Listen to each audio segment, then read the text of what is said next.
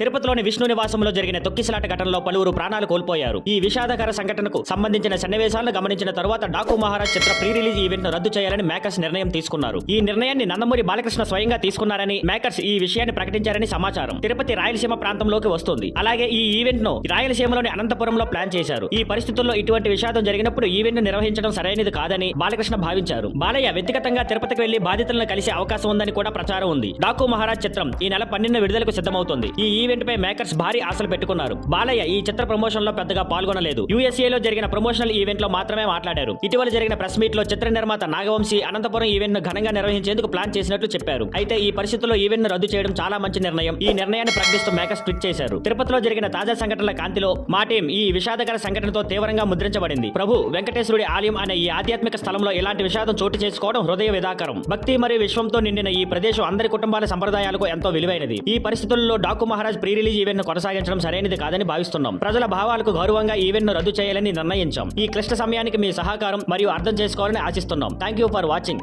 Please like, share and subscribe.